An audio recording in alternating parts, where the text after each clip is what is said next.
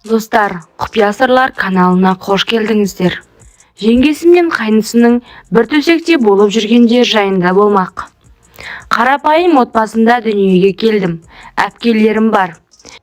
Менен кейін інілерім. Ата-анам ескінің көзі, кең пейіл, жүрегі жұмсақ, жаны таза адамдар. Сол кісілердің мейіріміне оранып өскен мен үшін өмірдің алғашқы беттері ертегі секілді еді. Жылдар өте біз есейіп, әркім өз жолымен кетті. Менің арманым дәрігер болу, ақ халатты абзал жан болып, адамдарға өмір сыйлау. Құдай қаласа деген сеніммен еш қиындықсыз академияға түстім. Алғашқы күндері көзім отқа толы, жүрегім үмітке толы еді. Күн-түн демей оқыдым. Қаншама ұйқысыз түн, көз ілмеген сәттер, бәрі бір арманның жолында еді.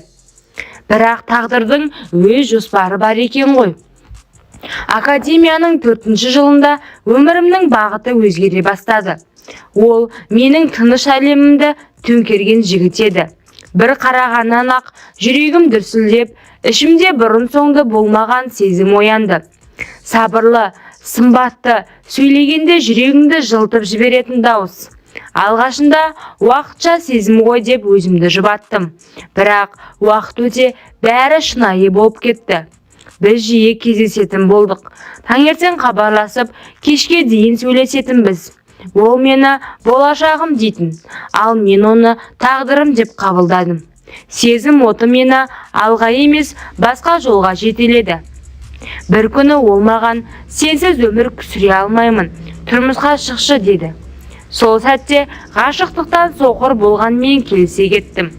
Оқу, арман, дәрігерлік бәрі сәтте екінші орынға сырғыды.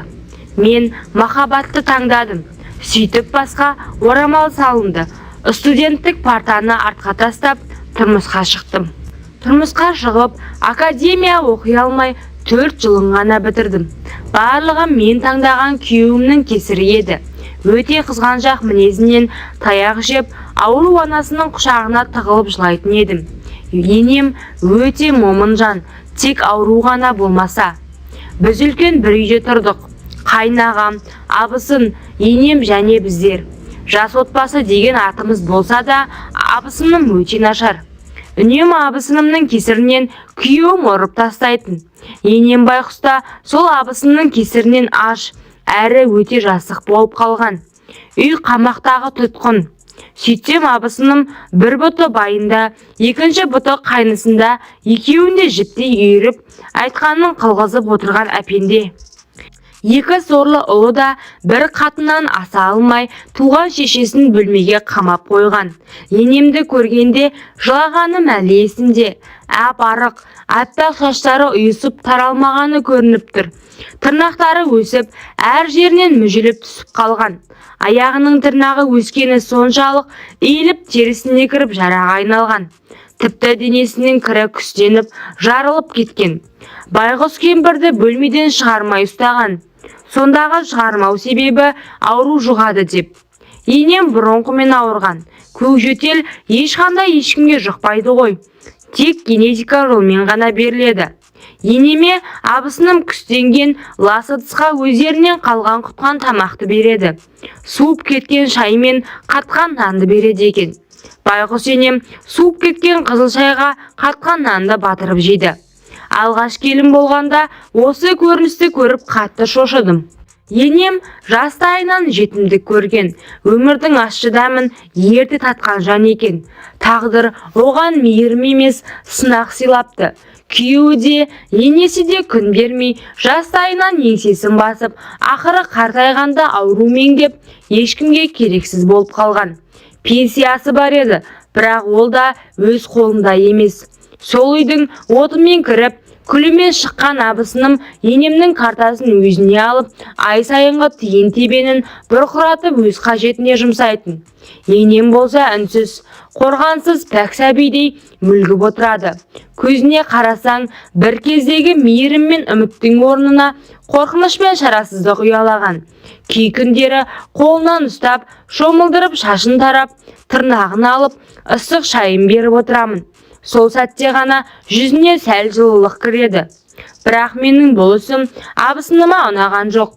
Бір күні ас үйде кір жуып жүргенімде ол қасындағылардың алдында маған көзін шатынаңқырап қарап, мына қақпасын мәпелеп басыңа шығарма, ертең өзің бейнетін көресің, деді мысқылдап. Оның сөзі жүрегімді тіліп өткендей болды, бірақ жауап қайтармадым. Тек енемді қолынан ұстап, өз бөлмеме кіріп кеттім. Енемнің қолы дірілдеп тұрды. Қорқыныштан қалтырап, сыбырлап айтты: «Қызым, ана әйел не айтса, соны істеші. Маған бола, ол әйелден таяқ жеп қалма». Мен оны құшақтап, басын иығыма қойдым. «Енеме, мен ештеңеден қорықпаймын», дедім сыбырлап. «Сіз енді жалғыз емессіз». Сол түні енем алғаш рет маған баладай еркелеп, көз жасын тие алмай ұйықтады. Ал менің ішімде бір үн оянды: егер бұл үйде әділет болмаса, мен болам әділет, деп өз-өзіме сөз бердім. Үлкен әпкемнің туған күніне бару үшін 2-ақ күнге үйден шықтым. Күйеуім қасымда болатын. Бірақ сол қуанышқа да мен үшін көз жасы араласты. Жай ғана туған күнге бару мен үшін үлкен сынақ еді. Күйеуімнің ашуы да тағы да себепсіз өртенді. Оған да кінәлі сол абысыным. «Осы сенің қатыныңның қаңғуы бітпейді екен», деп отқа май құйғандай сөйлепті. Сол сөзден кейін күйеуім мені ұрып, «Басқа бармайсың» деген. Бірақ әпкемнің көңілі үшін қанша қорықсам да еріп шықтым. 2 күннен кейін қаладағы туған күн аяқталып, көңілім сәл жайланғандай болған. Бірақ үйге келген сәтте бәрі қап-қара бұлттай төніп тұрды. Есіктен кіре сала шыңғырған дауыс естілді. «Кәрі қақпас, сенен не пайда бар өзі?» деген абысынымның ашулы үні. Жүгіріп ішке кірсем, енем жерге құлап жатыр. Ал абысыным қолында шүберек, шашы тікірейіп болданып алған. Жан даусым шығып, екеуінің арасына түстім. «Не істеп жатырсыз? Не үшін ұрасыз оны?» Абысыным бетіме баж етіп, көрпесін бүлдірді. Іші өтіп бәрін ластаған. «Осындай лас адамға қараудан да жиіркенем», деп айқай салды. Сол сәтте жүрегім шыдап тұра алмады. «Ол сенің енең, анаңдай адамды қалай ғана ұрасың?» Екеуіміз төбелесіп қалдық. Қолым дірілеп, көзімнен жас парлап, енемнің үстіне жата кеттім. «Болды, енеме тиіспеңіз», дедім. Енем болса әлсіз дауыспен: «Болды қызым, тоқта», деп сыбырлап жатыр. Сол күні менің көзіме өмірдің ащы шындығы анық көрінді. Бір үйде тұрып та біреудің жаным мүлде жалғыз болуы мүмкін екен. Күйеуім болса өз анасына: «Туалетке шықпайсың ба?» деді. Енем бүлдірген көрпені жуып, киімдерін тазалап, өз бөлмеме кіргіздім. Күйеуім үнемі кешке бір жерге барамын деп кететін. Абысында кешке жоғалып кететін. Сөйтсем екеуі көне «Жигулимен» ауыл сыртына барып, білгендерін жасап жүртті. Қайнаған болса сыртта жұмыста жүретін. Енеммен балаша сөйлесіп, оны екінші анамдай қарадым. Оқығанымды пайдаланып дәрісін беріп жүрдім. Білмеймін, енем жәутеңдеп қараған сайын еріксіз аяп кетемін. Құдды мені осы үйге енем үшін жібергендей көрінеді. Жазықсыз жанды бұл тозақтан құтқар дейтіндей. Аяғым ауырлады, бәріне шыдап жүрмін. Отбасы болғанымызға 1 жыл толмады. Қызғаншақ күйеуімнің ұрып соғуы басылады деген үмітпен жүрген кезім. 2020 жыл, жаз айы еді. Шағын ауылда тұрдық. Қалаға қатынау үшін такси группасына кіріп алғанбыз. Таңғы 8-ден өте WhatsApp'та тыныштық кете бастады. Қайта-қайта SMS дауысы естілді. Не болды екен деп қарап едім, өз көзіме өзім сенбедім. Абысын мен күйеуімнің болып жатқан видеосын салыпты. Абысының дауысы, оның күйеуімнің атын айтып жатқаны бәрі естіліп тұр. Ана жердегі группада бәрі абысын мен күйеуім туралы неше түрлі жеркенішті сөздер жазып жатыр. Арсыз абысының қылығына шыдамадым. Ашуымды ұстай алмай, ұйқыда жатқан абысының шашынан сүйреп төбелесе кеттік. Көңілдесінің даусынан шошынған күйеуім жүгіріп келіп, мені тепкінің астына алды. Оның баласын көтеріп жүрмін ғой, баласы емес, 2 әрпіне есі кеткен сорлы көңілдесін менен қорғап, мені тепкілеп тастады. Байғұс енем ғана шырылдап, мені қорғағандай. Шешесінде итеріп жіберіп, абысымды құшақтап жатыр. Ішім бүріп, астым жып-жылы болып кетті. Енді ғана бөбегіме 2 ай болған еді. Соққыдан түсіп те қалды. Қайғырып, қайырлысы осы болар деп өзімді жұбатып, өзім сүйреп аяққа тұрдым. Күйеуімнің үстінен арыз жазып едім. Тәулікке ғана қамады да ажырасып кеттік. Қоғамда ерлі-зайыптылар ұрысса, әйел таяқ жесе қалыпты жағдай екен. Заң бойынша ол жылдары. Түсік тастағанмен ол үйден кеттім. Өзім ғана кетпедім. Енемді де ала кеттім. Абысымның мен күйеуім жібергісі келмеді. Пенсия үшін енемді ұстап тұрсаңдар, ешқандай пенсия сұрамаймын деп қадап айттым. Менің таңғалғаным, қайнағам бар шындықты білсе де ештеңе істемеді. Пенсиясын алмаймын дегесін ғана үнсіз келісті. Енемді ертіп өз үйіме бардым. Әке-шешем барлығын жақсы қабылдады. Жағдайды алдын ала айттым. Енемді ол тозаққа тастап кеткім келмеді. Ол үйден өзім ғана кетсем, өмір бойына өкініп өтетінім рас еді. Әпкелерім мен аңқылдаған жезделерім мен үшін 6 айға пәтер жалдап жұмыста тауып берді. Енемді алып қалада тұрдым. Әпкелеріме қонаққа барып, келіп араласып тұрдық. Енемді өз анамнан кем қылмай бір үйде тұрдық.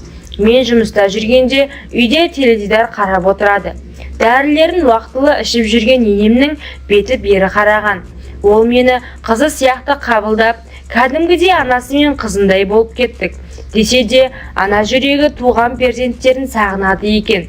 Түрі білдірмесе де, түнде күбірлеп, балаларының амандығын тілеп жатады. Мен ұйықтап қалғандай кейіп танытамын. 3 жылдан кейін мені түсінетін жігітке тұрмысқа шықтым. Ол жігіт барлық сырымды қабылдап, енемді бірге қасымызға тұрды. Аллаға шүкір, бақытты отбасылы, бөпелі болдық. Енем өз немересінде қарап, бөпені сүйіп құшағына алады да, көз жасын көрсетпей жылап алады. Апа, неге жыладыңыз десем, баяғыда енем балаларымның екеуін бермей, тек емізуге ғана кіретінмін. Кейде енем тойға кетсе, сәбиімді құшып сүйіп, төтеніне дейін сүйіп шығатынмын. Сонда енем жарықтық, ауруың жұғады балаға, жолама деп, 2 ұлымды да қолыма ұстатпады. 2 ұлы қартайған анасының дәретінен жиіркеніп, талай жыл ұрған ғой. Енемнің айтуы бойынша бәріне абысын кінәлі болып тұр. Әлі күнге дейін ұлдарына шаң жуытпайды. Абысын екеуін дуалап алған, не десейді туған балалары ғой. Міне 5 жыл өтті. 2 ұлы да іздеп келмеді. Енемнің көңілі үшін ертіп қара шаңыраққа келдік. Абысыным сотталып кеткен. Рет шешіп беремін деп, елді алдап, ақыры темір торға түсіпті. Үйді атына аударып алған ол қарыз жабу үшін сатуға қойған екен. Жас отбасы сатып алыпты. Қайнағам мен бұрынғы күйеуім Алматыда жұмыста жүр екен. Көршіден сұрап алып звондап едік, телефон көтере қоймады. Кейін тағы звондағанда, ауру кемпірді неге айтып тұрсың? Өзің алып кеттің ба? Өзің бақ. Хабарласып мазамды алма деп боқтап айқайлады. Енем барлығын естіп үнсіз жылап қалды.